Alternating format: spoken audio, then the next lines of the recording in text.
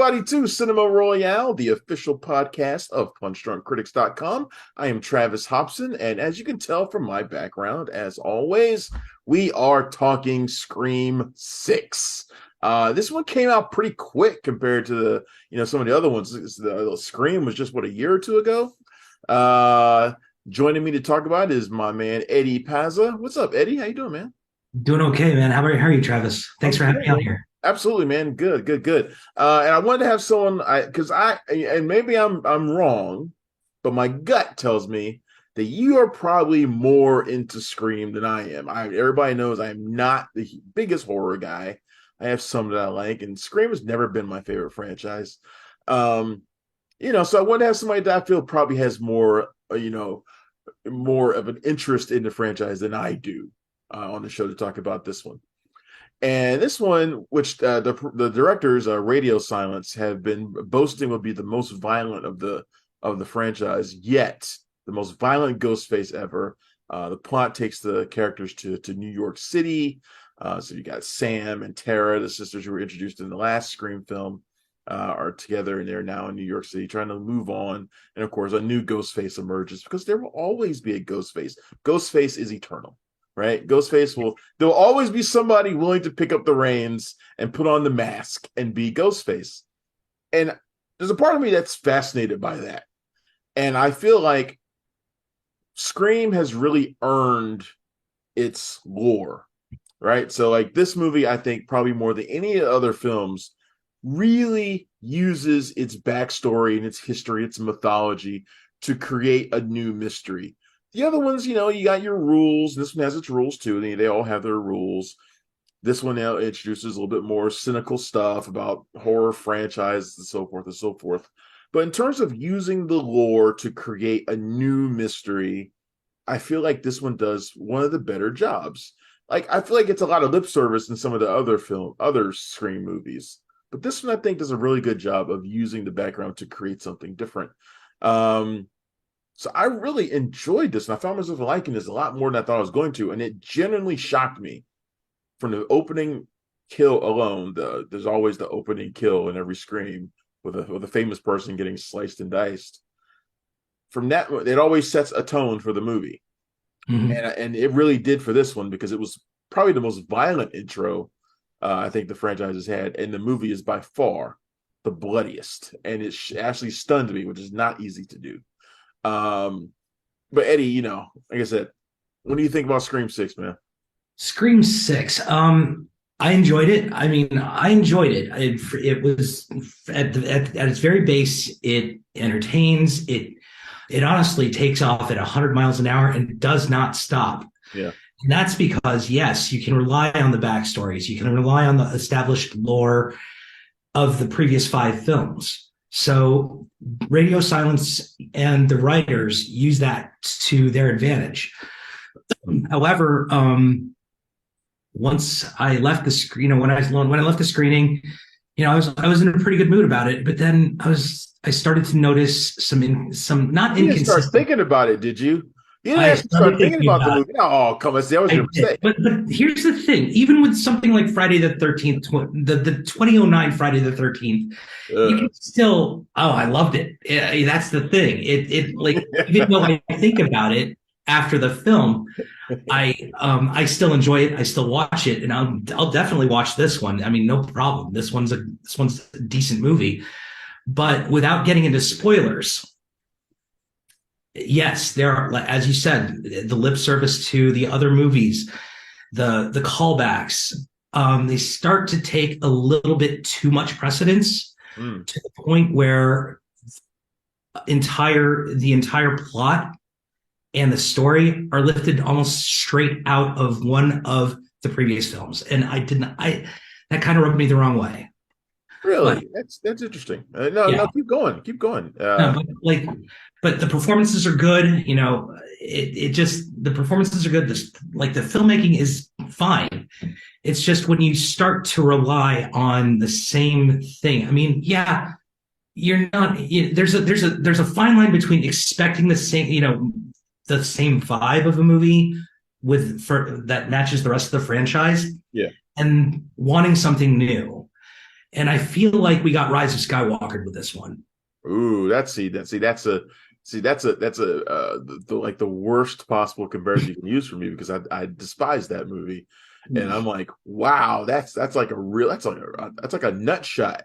Like, I kind of don't mean it to be, but it's in the same vein. I have to look at the similarities between one of the past movies. I'm not saying which one, and this one, and the similarities are way too striking. They even refer to it at one point in the movie. They refer to the exact film that I'm talking about. Right, but I feel like this movie refers to basically all of them at some point. I mean, like I said, this is one of the Screams that I think uses the entirety of the Scream lore to build its story. But I like it because one of the things that Scream does that like you mentioned, Friday the 13th earlier. Mm-hmm. Yeah, that earlier. One of the things that Scream has going for it that a lot of these other horror franchises don't have going for it is that each one has to create a new mystery. So you go into each one, like, we know who the villain of Friday the 13th is going to be, like, walking in, like, and we know who the villain of Halloween is going in. Like, we know that. So it's always just got this kind of static feeling going into every single one of those movies. Like, I already know what I'm in for.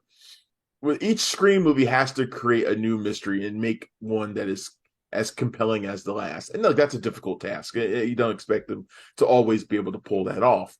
Mm-hmm. But at least there's something going into each one that you feel like, I don't know exactly where this is going to go. And I felt like really good going into Scream 6. I had no idea where this one was going to be after the events of the last one. And I know a lot of people are trying to make it seem like them going to New York is a big deal. They've left before to go to other cities. That's not that big of a deal, except the fact that it's in New York City, which, New York City is its own character in its own right.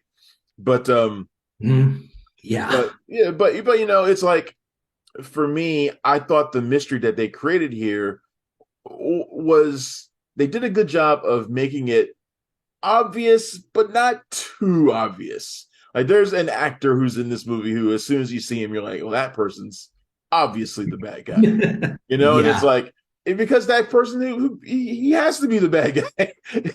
And they don't, and so it's one of those sort of situations, but it's not that simple. Like, there's more to it, obviously. There's more to it. And I think they do a pretty good job of making the mystery of this one just compelling enough, where you feel like you know exactly where it's going, but the true answer is just out of reach. And I think they did a pretty good job with that. And then they ply you with one of the best visuals of the entire series, something you've never seen before. And I remember being in the screening and watching this. I'm like, they're really doing this. I'm on board. Right. I can, I was totally down with it. I'm not going to reveal what it was. I think you have a good idea of what it is. I think so. But it was one of the series. It was one of the franchise's best shots, best sequences, best reveals, and what they did visually with it is super good.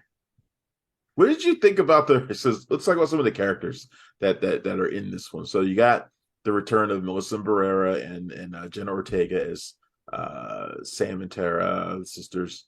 Jenna Ortega is red hot right now. Yeah, I feel like her character is takes a bit of a step back in this one. I don't think she has quite as much to do in this one as you might think she would, considering how hot she is right now. But she takes a bit of a step back, and Melissa Barrera kind of steps forward a little bit. But there's also a lot more characters here. You also got the return of, Courtney Cox is back as Gail Weathers, and the big return of Hayden Panettiere as Kirby. And I know, a lot of people are really happy to see Kirby return. She's a fan favorite. I really didn't give a damn that she was back, other than the fact that Hayden hasn't really acted much over the years. And and honestly, I thought she was pretty terrible. It's good. It's good. It's fun to have her. It's fun. The characters in Scream are fun, right? So it's fun to see Kirby back. I thought Hayden's acting was pretty terrible, though. It seemed like she was trying her best to like chew scenery sometimes, and a little bit too hip with the kid. I don't want to give away like the status of her character, but she was really trying hard to play into that that role that her character is in now. And I was like, okay, yeah, you really don't need to do that. Please just be Hayden. All right. I actually kind of dug her. I'm gonna come because her sense of fun people is around what, me loved it. The people around me loved her. So yeah. I'm probably in the minority. That's all right. Her sense of the sense of fun that she brings to the proceedings, because everybody's stone cold serious. You got Sam. She's dealing with mental trauma from not just what happened in last year's film, but the revelation of who she is. And also that the people online think she's a killer and not a victim. Mm-hmm, It's yeah. something that you see a lot nowadays. When I was watching the movie, I was thinking about the recent suicide of Stephen Twitch Boss, and, Yes. and how a lot of people have created entire websites and to accuse his wife of having killed him, and you're just It's like, not new. Remember Gary Coleman? how must that affect a person who's Yeah. their loved one, and to have like literally thousands, maybe millions of people think you're a killer, and and we get to see the impact on her in this movie. Yeah. And then you've got Tara, who just wants to be normal. And she had a really brilliant line, why can't I have a normal life? Right. And just she's wonderful, because the thing that gets me about Tara is she just wants the normal life. She wants to make mistakes. She wants to be free. And you get that through her. Yeah. Through Ortega's performance, and you get the overprotectiveness of Sam, and you've got the returning Mindy Meeks character, the twins. They're fantastic too. Core four, just the core four. The little high five thing was. I'm a fan of the core four. And core four. Big fan of the core four. I'm looking forward to what they're going to bring out next year. Speaking of which, this isn't the first time a Scream film has followed on 1 year after. Scream, the original, was released in 1996. They followed it straight away in 1997 with Scream 2. Because the first one was such a huge hit, they jumped right on. Yep. Absolutely. And I'm guessing now with, like you said, Jenna Ortega's hot right now. Honestly, I don't think they knew how impactful Wednesday was going to be for her when they filmed this movie. So, yeah, she does get a little bit of the short shrift, but this is like, I get the feeling that this is more Sam's film, in that we're watching her having to struggle with all these different influences, the social media chatter, her health, the fact that her doctor doesn't even want to have anything to do with her. Nobody's helping her. So she has to help herself, and they've created a really good character in Sam Carpenter, I believe. I like Sam a lot, and I like her more after this movie, and I like her because she does have that continuing thread of, is she going to give in to bloodlust? Like her, like Billy Loomis, is she going to give into that? And that's a good continuing story arc for her to have. And I'm fascinated to see where it goes. Does she turn into like Dexter or something, or what's she going to do? Like, you don't know, and that's fascinating. And I feel like because they increased her character in this movie, it kind of made the absence of Sidney a little bit less. Like, I didn't miss Sidney as much as I thought I was going to. I didn't miss her at all, actually. Although I would say the way they dismissed her character in this movie was really lame. Like, when they brought her up, I was like, I wish you just wouldn't have said anything about her at all, rather than kind of the way they did it in such a ham-handed way. It's just like, ugh. Ham-handed but necessary. Just don't mention her. Yeah. They wanted to focus more on, once that whole thing happened with Neve Campbell, they specifically rewrote the movie to focus on these four people. Yeah. And Gail Weathers. But it's also, at least to me, Eddie, it felt like they also wrote it in a way that I could almost feel them hoping to the last second that Neve would change her mind. Oh yeah. like it seemed like they were like that's why they did it the way they did it. Because it's like they were just praying, like maybe at the last second she'll be like, okay, I'll do it. And then they can quickly change some stuff and insert Sidney into it. That's what it felt like to me. I was talking with my seatmate. I was like, honestly, with as much press that had been built up about the fact that Nev Campbell wasn't returning, I was like, I would not. It was not outside of the realm of reason for that to be a red herring, just because Scream is built on red herrings, Yeah.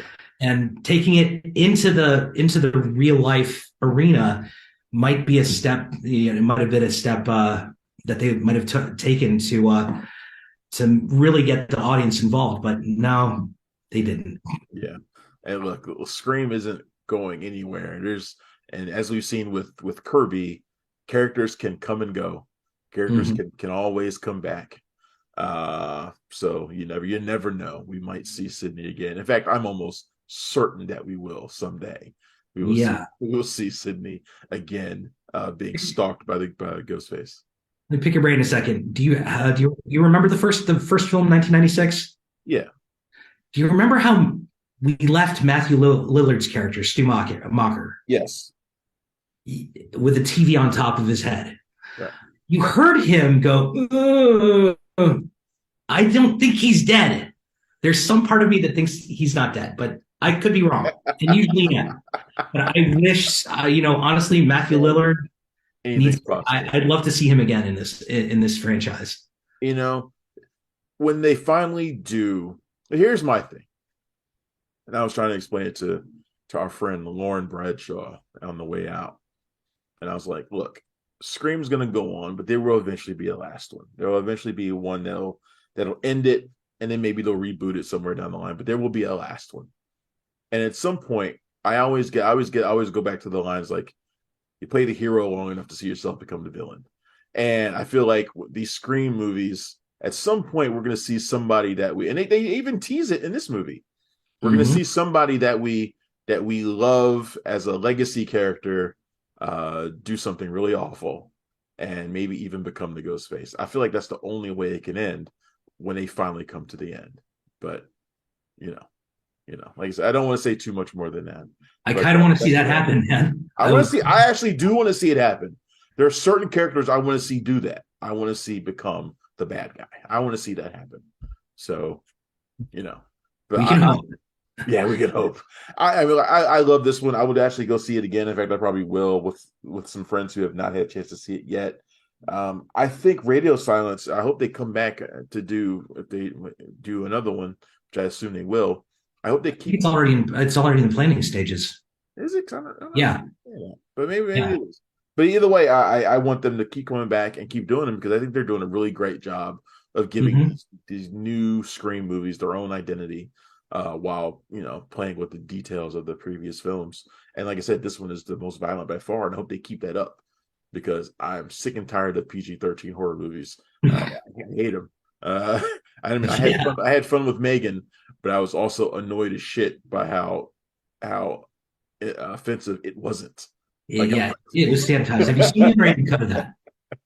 Yeah. Have you seen the unrated? Yeah, I've not watched it yet, but I want to. I'm going to. Good. It's very, very good. That's what I want to hear, because I like I said, I hate tame horror movies. The ones that aren't afraid to push the limit are the ones I tend to like. So anyway, yes, definitely. All right. Well, Eddie, this has been fantastic having you come on here and talk to me about Scream 6. Tell me a little bit. Tell everybody who's watching or listening where they can find your work at now. You can find me at DCFilmdom.com. The other site that I used to write for shut down, so that's just going to be my main site. So we're on Twitter at DCFilmdom, and we're on Facebook and all that other good stuff. All right. Thanks again, Eddie Pasa, DCFilmdom.com. I am Travis Hobson. This has been Cinema Royale. We've been talking Scream 6. You can find me every single day at punchdrunkcritics.com. And if you're in the DC area, this is Oscar weekend. I will be hosting our annual Oscar night party at the Arlington Cinema and Draft House. Me and Tim Gordon up there talking shit for 5 or 6 hours. It's a long night, but it's always a lot of fun too. There'll be plenty of prizes and jokes, and hopefully nobody gets slapped this time. We don't know. It happened before. It could happen again. Maybe somebody gets just straight beat up this time. Who knows what could happen at the Oscars now? All bets are off. But if you're in town, go ahead and check that out. It's only $20. You can find tickets at dcfilmsociety.org, I believe is where you can get tickets at. Or just look up Oscar Night Party on Facebook or something like that. Or look up DC Film Society on Facebook.